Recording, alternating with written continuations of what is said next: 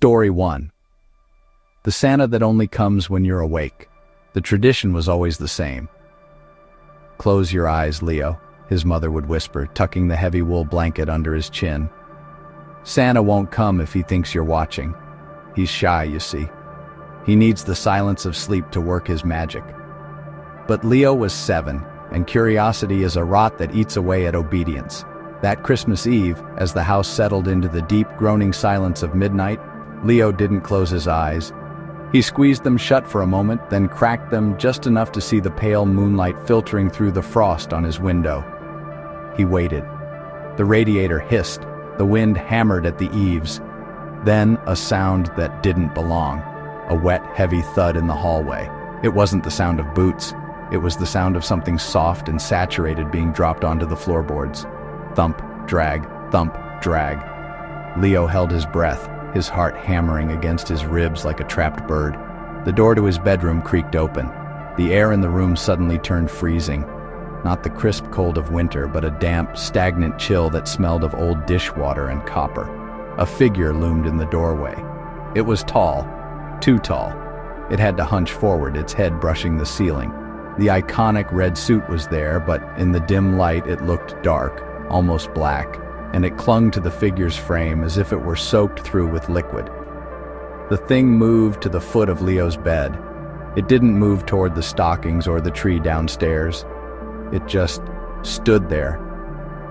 Leo squeezed his eyes shut, pretending to be in the deepest of slumbers. He waited for the sound of presence, for the rustle of paper. Nothing. Only the sound of wet, rhythmic breathing. Ha, ha. Leo's eyes betrayed him. A nervous twitch made his left eyelid flutter. He opened them just a sliver, and his blood turned to ice. The figure was leaning over him now. The beard wasn't made of white wool. It was a matted, tangled mess of something gray and translucent, dripping a clear, thick fluid onto Leo's duvet. The face was a mask of pale, stretched skin, and the smile, it didn't end. It carved a path across the face, revealing rows of small, needle-like teeth. The thing leaned closer, its face inches from Leo's. It didn't speak with a voice. It spoke with a vibration that seemed to rattle Leo's very skull. "You're not supposed to see me, Leo," it whispered. The breath smelled like something that had died in a well. "I only bring gifts to the ones who sleep. For the ones who stay awake, I bring something else." Leo didn't scream. He couldn't. He watched, paralyzed, as the thing reached into its sack. Not a sack of toys, but a bag that writhed and pulsed. It pulled out a small, jagged piece of coal and placed it directly onto Leo's chest. It was searingly hot, burning through his pajamas, but Leo dared not move. The figure backed away, its eyes never leaving Leo's until it vanished into the shadows of the hallway. The next morning, Leo's parents found him sitting upright, eyes wide and bloodshot. He hasn't slept on a Christmas Eve since. He spends the night sitting in the center of his room, lights blazing, staring at the attic hatch. Because he knows the truth now. The footprints didn't lead back to the chimney. They led up. And every year, he can hear the wet thud of something heavy shifting directly above his bed, waiting for him to finally close his eyes. Story 2. The Bells on the Roof. In the town of Oak Haven, Christmas was usually a time of muffled snow and warm hearths. But for the Elias family, the holiday was marked by a sound that defied the festive spirit. It began on their first Christmas in the old Victorian house on the hill. Jingle, jingle, jingle. It started at exactly 12:01 a.m. High above on the steep pitch of the roof, the sound of sleigh bells drifted down. But these weren't the merry, chaotic bells of a soaring sleigh. They were rhythmic, deliberate, step, jingle, step, jingle. "It's just the wind hitting the weather vane," Sarah told her husband Thomas. But they both knew there was no wind that night. The air was as still as a tomb. Thomas stood in the center of the living room, looking up at the ceiling. The sound moved. It started at the north gable and walked, slowly, to the south. Then it turned around and walked back. It sounded heavy. Each step made the old timber beams groan under a weight that shouldn't have been there. The next year, Thomas prepared. He bought a high-powered spotlight and waited. When the first jingle echoed from the shingles, he sprinted onto the lawn and aimed the beam at the roof. The roof was empty. The snow was undisturbed, a perfect, pristine sheet of white. Yet even as he stared at the empty shingles, the sound continued. Step, jingle, step. The sound was right in front of the light, but there was nothing to see. No deer, no sleigh, no man. Driven by a frantic need to understand, Thomas grabbed a ladder and a flashlight. He climbed into the cramped, dust-choked attic. As his head cleared the floorboards, the bells stopped instantly. The silence was deafening. He panned his light across the rafters. The dust lay thick on the floor, except for one spot. Near the chimney, the dust had been scraped away. Deep, jagged furrows were gouged into the wood as if something with metallic claws had been pacing there for a century. And there, snagged on a rusted nail, was a single thread. It was a deep, pulsating red, but it wasn't wool or silk. When Thomas touched it, it felt like cold, wet muscle. It twitched under his finger. He scrambled down the ladder and locked the attic door. He didn't tell Sarah what he found. The third year, the bells changed. They didn't stay on the roof. The family sat in the living room, the fire dying in the grate. Jingle, jingle. The sound was louder now. It moved from the roof to the outer walls. It sounded like something was walking vertically down the side of the house, its heavy boots or hooves clinging to the bricks. Jingle. The sound was at the window. Sarah gasped, pointing at the frosted glass.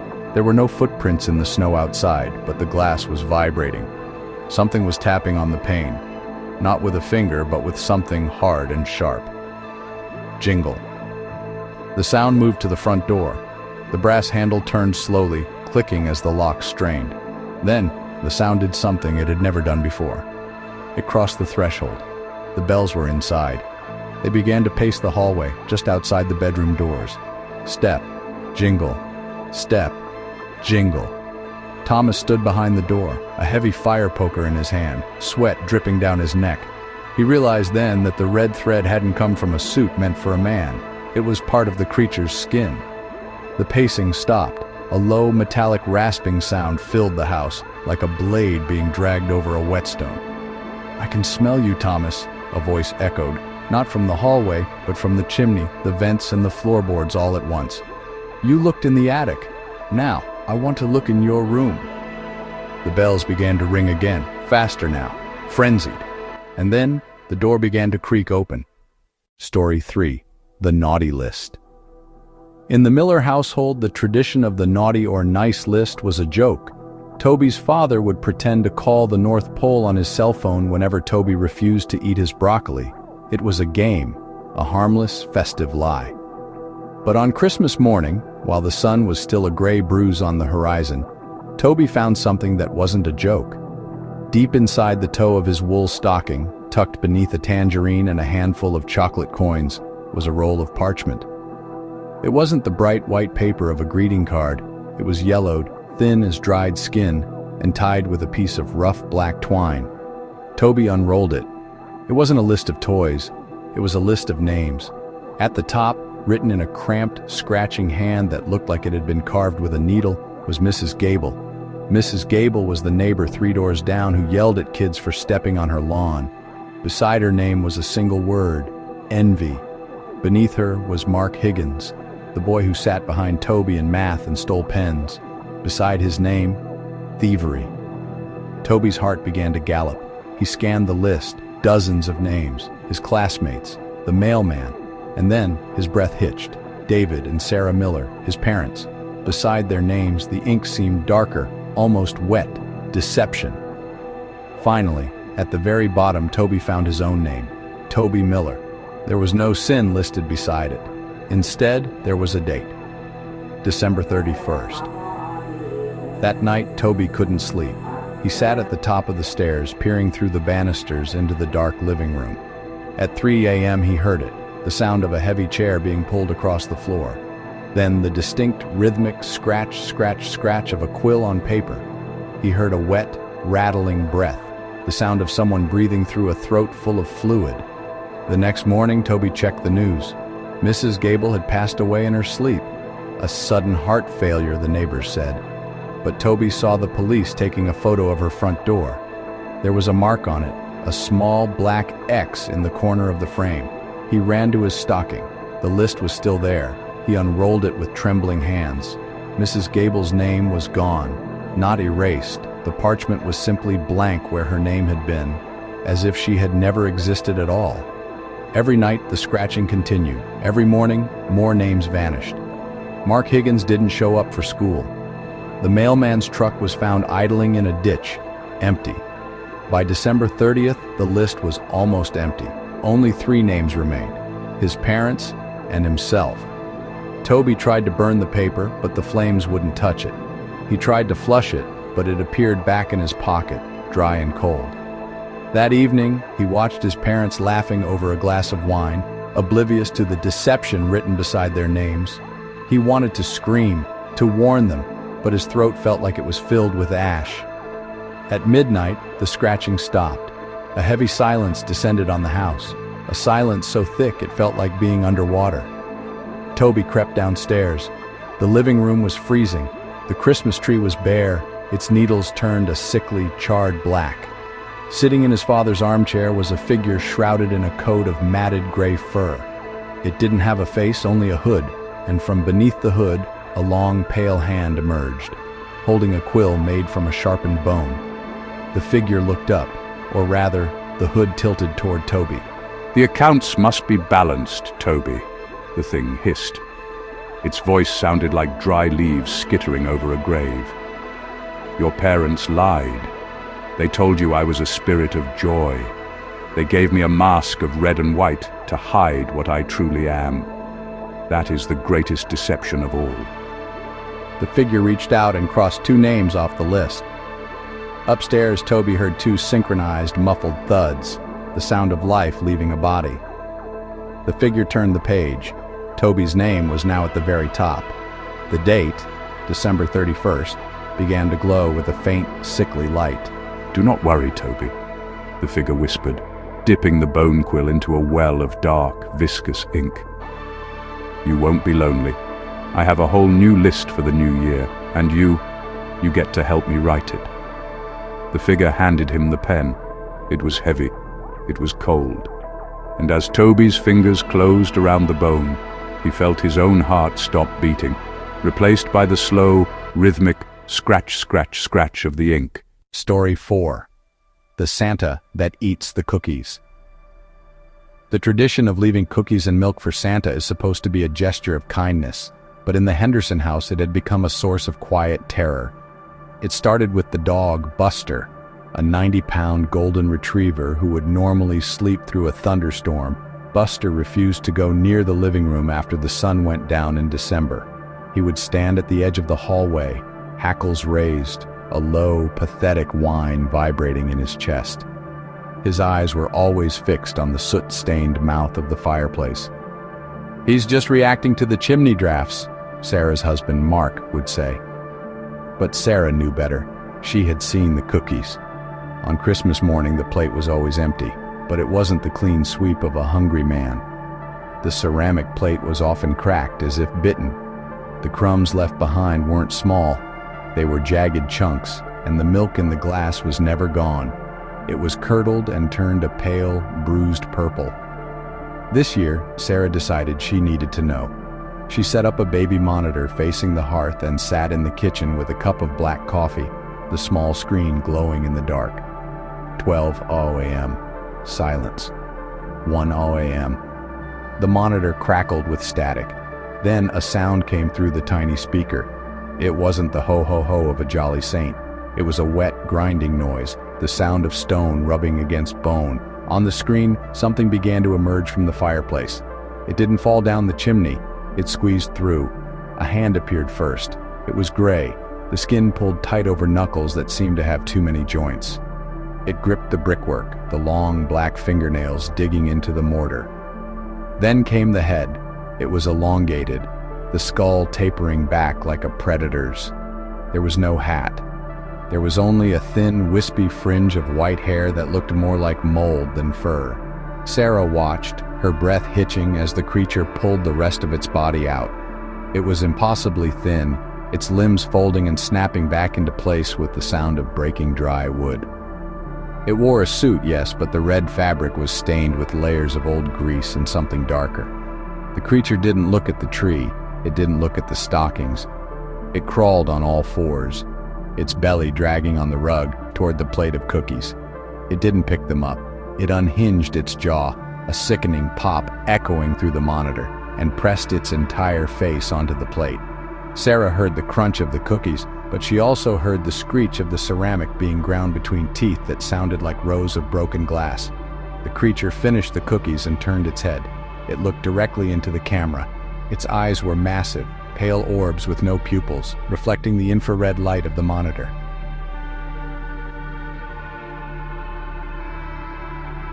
The plate was on the floor, shattered into a dozen pieces. The cookies were gone, but as Sarah stood there, gasping for air, she heard a sound from directly above her. Crunch, crunch, crunch. She looked up. There, clinging to the ceiling like a massive red insect, was the creature. It held Buster's collar in one hand. The dog was gone. The creature leaned down, its jaw unhinging once more, a drop of thick purple saliva falling onto Sarah's cheek. "The cookies," it rasped, its voice a hollow echo of a man's, "were a bit dry this year. I think I'll try the heart instead." Story 5. Santa doesn't live at the North Pole. Little Maya was a bright child, the kind who asked questions that made adults uncomfortable. While other children asked how many reindeer there were, Maya asked about the geography of the North Pole. "How does he build a workshop on shifting ice, Daddy?" she asked. "Why can't the satellites see his house?" Her father would laugh and tell her it was Christmas magic. But on the night of December 23rd, at the local mall, Maya got a different answer. She sat on the lap of a Santa who felt different. He didn't smell like peppermint or cinnamon. He smelled like wet earth and old rusted iron. When she asked him, "Where do you really live?" the man didn't give the standard answer. He leaned in close. His eyes weren't blue or brown. They were a flat, bottomless black, like oil on water. "Below," he whispered. The word felt heavy, like a stone falling into a deep well. "I live in the roots of the world, little girl. I live where the light gave up." Maya didn't tell her parents. She just watched the floor. On Christmas Eve, the world felt wrong. The air was too heavy. The birds had stopped chirping hours before sunset. At midnight, the magic began, but it wasn't the kind from the storybooks. First came the vibration. It started in the soles of Maya's feet, a low, rhythmic thrumming that made the windows rattle in their frames. It wasn't an earthquake, it was a pulse. Then, the sound of the chimney. It didn't groan, it shrieked. Maya ran to the living room just in time to see the brickwork buckle, but the bricks didn't fall down into the room. They were being sucked downward, pulled into the earth by a sudden, violent vacuum. The floor in front of the hearth cracked.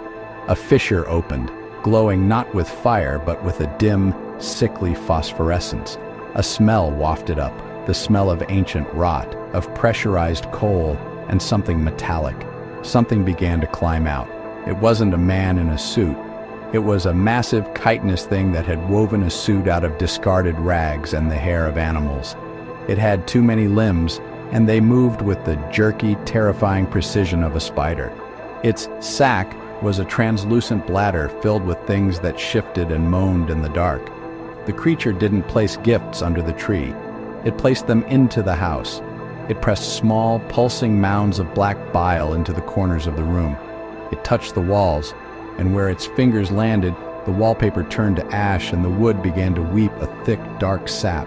"The tribute," the creature boomed, its voice vibrating through the floorboards. "The surface is so cold. I have come to bring the warmth of the deep." Maya watched from the shadows as her house began to change. The basement door was blown off its hinges, but there were no stairs leading down anymore. There was only a vertical shaft that seemed to go on for miles, lit by the same eerie green glow. Her parents ran into the room, but as they stepped onto the rug, the ground gave way. They didn't fall far. The creature caught them with its many-jointed arms. "New workers!" the thing hissed, its black eyes reflecting the terror on their faces. "The forges below never sleep. The toys must be made from the marrow of the world." The creature retreated into the fissure, dragging Maya's parents with it. The ground closed up, the bricks of the chimney flying back into place with a supernatural speed, sealing the hole. By morning, the house looked normal from the outside, but the neighbors noticed something strange. The Hendersons were gone. No luggage, no car moved, and whenever anyone walked past the house, they could hear a sound coming from deep beneath the foundation. It wasn't a festive sound. It was the sound of 1,000 hammers hitting cold iron and a rhythmic, desperate knocking against the floorboards from a basement that no longer existed. Maya stands in the kitchen now, looking at the floor. She doesn't cry. She just waits, because she knows that every Christmas, the world gets a little thinner, and one day the below will finally become the above. Thanks for listening.